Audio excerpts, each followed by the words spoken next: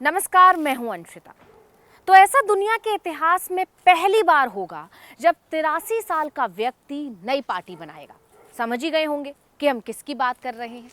जी बिल्कुल, राजनीति के चाणक्य माने जाने वाले शरद पवार को बीजेपी ने ऐसे मोड़ पर लाकर खड़ा कर दिया जहां से उन्हें और उनके समर्थकों को एक बार फिर नई शुरुआत करनी होगी। तो एनसीपी यानी राष्ट्रवादी कांग्रेस और उसका चुनाव चिन्ह अजीत गुट को मिल गया। लेकिन जब चुनाव आयोग का फैसला अजीत यानी छोटे पवार के हक में आया तो किसी को भी ज्यादा हैरानी नहीं हुई। आखिर क्यों? तो इस पर चर्चा करेंगे, लेकिन इसके लिए आपको इस वीडियो को आखिर तक जरूर देखना होगा। एनसीपी अजीत गुट को मिल चुकी है।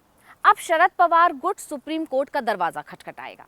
लेकिन हर कोई और खुद शरद पवार भी ये बात जानते हैं कि जो होना था वो तो हो चुका है। इसलिए बड़े पवार ने नई पार्टी बनाने की तैयारियां शुरू कर दी हैं। इलेक्शन कमीशन की घोषणा के बाद शरद पवार गुट अपने संगठन के नाम और चुनाव चिन्ह फाइनल करने में लग गए हैं। शरद पवार गुट के सूत्रों ने कहा कि नए नाम में राष्ट्रवादी और कांग्रेस शब्द बरकरार रखने की संभावना है। पार्टी के नए चुनाव चिन्ह के विकल्पों में उगता सूरज, पहिया और ट्रैक्टर शामिल है। दरअसल चुनाव आयोग ने अपने आदेश में शरद पवार समूह से 7 फरवरी शाम 4 बजे तक एक नए नाम का दावा पेश करने और 3 ऑप्शन देने के लिए कहा था।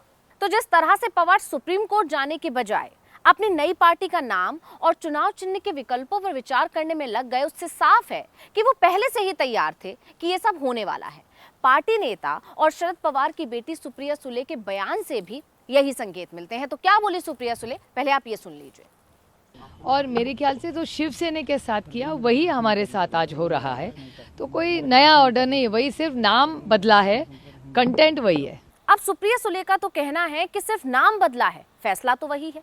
मतलब साफ है कि शरद पवार गुट को कोई झटका नहीं लगा। तो अब आते हैं मुख्य सवाल पर कि आखिर ऐसा क्यों। तो इस सवाल पर राजनीति के जानकारों का कहना है कि बीजेपी जिसके साथ है, चुनाव आयोग भी उसी के साथ है। यकीन नहीं आता तो पिछले कुछ सालों में पार्टियों में हुई टूट और चुनाव आयोग के फैसले पर ही नजर डाल लीजिए। अब शुरुआत एनसीपी से ही कर लेते हैं। ये पार्टी जून 1999 में इंडियन नेशनल कांग्रेस से टूटकर बनी थी। इसके संस्थापक शरद पवार, पीए संगमा और तारिक अनवर थे। 25 साल तक शरद पवार ही पार्टी अध्यक्ष रहे, लेकिन 2 मई 2023 में उन्होंने अध्यक्ष पद से इस्तीफा देकर सभी को हैरान कर दिया।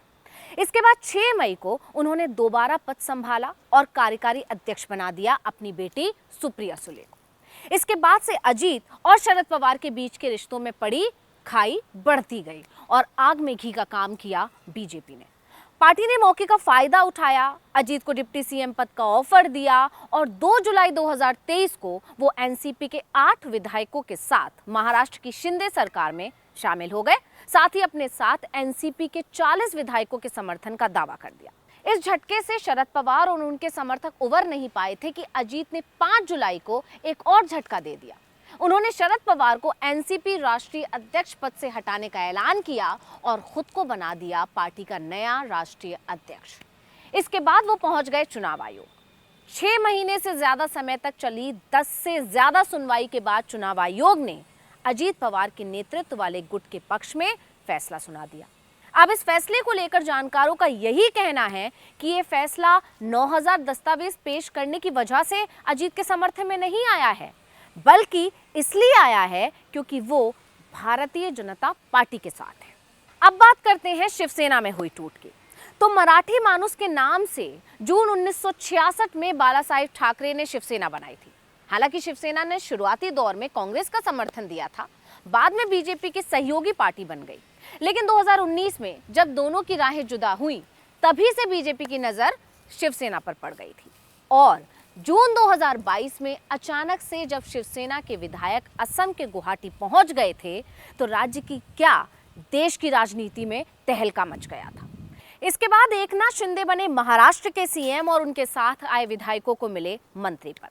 लेकिन लड़ाई यहीं नहीं रुकी। उसके बाद शुरू हुई पार्टी पर अधिकार की लड़ाई। मामला पहुंच गया चुनाव आयोग। लंबी लड़ाई के बाद फरवरी 2023 में चुनाव आयोग का फैसला आया कि शिवसेना और उसका चुनाव चिन्ह शिंदे गुट को सौंपा जाता है, यानी कि असली शिवसेना शिंदे गुट वाली शिवसेना है। ये भी महज एक इत्तेफाक ही है कि एक राज्य की दो पार्टियां एक साल के अंतर से एक ही पार्टी की वजह से टूटी और वो है बीजेपी। जुलाई 2022 में शिंदे सीएम बने, फरवरी 2023 में उद्धव से पार्टी भी छीन ली। ठीक इसी तरह जुलाई 2023 में अजीत डिप्टी सीएम बने और फरवरी 2024 में शरद पवार से पार्टी भी छीन ली। तभी तो सुप्रिया सुले कह रही हैं कि सिर्फ नाम बदल गए हैं लेकिन फैसला पुराना ही है। यहां भी वही चीज, बीजेपी का साथ शिंदे के साथ तो पार्टी भी शिंदे को ही मिली। अब बार बार ऐसा क्यों कहा जा रहा है, इसे अच्छे से समझने के लिए रामविलास पासवान की लोजपा यानी कि लोक जनशक्ति पार्टी में हुई टूट वाले मामले को भी जानना जरूरी है। तो 2020 में रामविलास पासवान के निधन के बाद उनके बेटे चिराग पासवान को डबल झटका तब लगा जब जून 2021 में लोजपा में बड़ी टूट हुई। चिराग पासवान के चाचा पशुपति पारस ने 5 सांसदों को लेकर पार्टी पर अपना अधिकार जता दिया। चिराग पासवान अलग थलग पड़ गए और जो सबसे बड़ी बात यहां देखने को मिली थी वो ये कि चिराग पासवान का लगातार समर्थन करने वाली बीजेपी ने भी उनसे पल्ला झाड़ लिया था। जानकार तो ये भी दावा करते हैं कि बीजेपी और चिराग पासवान के बीच दूरियों की वजह नीतीश की जिद थी, लेकिन बीजेपी की चिराग से दूरी बनाने का नतीजा ये हुआ कि चुनाव आयोग ने पशुपति को असली गुट करार दे दिया। हालांकि आयोग ने सिंबल और नाम दोनों ही फ्रीज कर दिए थे। बाद में चिराग पासवान ने लोक जनशक्ति पार्टी रामविलास से नई पार्टी बनाई और पशुपति पारस ने बनाई राष्ट्रीय लोक जनशक्ति पार्टी, जबकि लोक जनशक्ति पार्टी का गठन साल 2000 में रामविलास पासवान ने किया था और 2019 में उन्होंने पार्टी की कमान अपने बेटे चिराग को सौंप दी थी। इस पर भी जानकारों ने यही कहा था कि इतने कम लोग लेकर भी पशुपति पारस को पार्टी मिल गई, इसका सिर्फ एक ही कारण है और वो है बीजेपी। क्योंकि आप जानते ही हैं कि पशुपति पारस मोदी कैबिनेट में केंद्रीय खाद्य प्रसंस्करण उद्योग मंत्री हैं। ये पद उन्हें मोदी के कैबिनेट विस्तार में मिला था जो जुलाई 2021 में हुआ और इसी साल यानी कि अक्टूबर 2021 में चुनाव आयोग ने फैसला सुनाया था। अब आप खुद ही समझ सकते हैं कि क्या खेल हुआ। हालांकि जानकारों का यह भी कहना है कि यहाँ चुनाव आयोग ने सिंबल और नाम दोनों फ्रीज कर दिए थे। इसकी एक खास वजह यह भी थी कि बीजेपी चिराग की नाराजगी भी नहीं चाहती थी।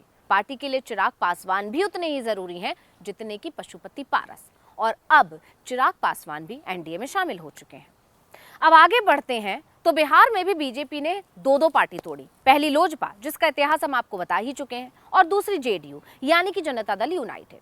अगस्त 2022 में नीतीश ने एनडीए का साथ छोड़ा तो बीजेपी अपने खेल में लग गई। नतीजा, मार्च 2023 में जनता दल यूनाइटेड के लगभग 1.5 दर्जन नेता उपेंद्र कुशवाहा की पार्टी राष्ट्रीय लोक जनता दल में शामिल हो गए और इसके बाद उपेंद्र कुशवाहा ने एनडीए से हाथ मिलाने के संकेत दे दिए। इससे नीतीश कुमार पर दबाव बढ़ने लगा। नतीजा, अब नीतीश एक बार फिर दोबारा एनडीए में शामिल हो चुके हैं। तो 28 जनवरी को नीतीश ने 10वीं बार बिहार के सीएम पद की शपथ भी ले ली है। यानी पिछले कुछ सालों में हुई इस उठापटक और चुनाव आयोग के फैसले को देखकर ही जानकार दावा करते हैं कि जिसके साथ बीजेपी वो आंख मूंद कर बगावत कर सकता है, पार्टी पर दावा ठोक सकता है और पार्टी उसी की हो जाएगी। तो इस वीडियो में इतना ही। आपसे अनुरोध है, यूट्यूब पर हमारे चैनल आर्टिकल 19 इंडिया को सब्सक्राइब कीजिए, फेसबुक पर लाइक कीजिए, व्हाट्सएप पर फॉलो कीजिए। हमें बताइए आपको हमारा ये वीडियो कैसा लगा। आने वाले दिनों में हम और किन मुद्दों पर वीडियो बनाएं ये भी जरूर बताइएगा। ट्विटर हैंडल है article19_India, इसे भी फॉलो कर लीजिए। नमस्कार।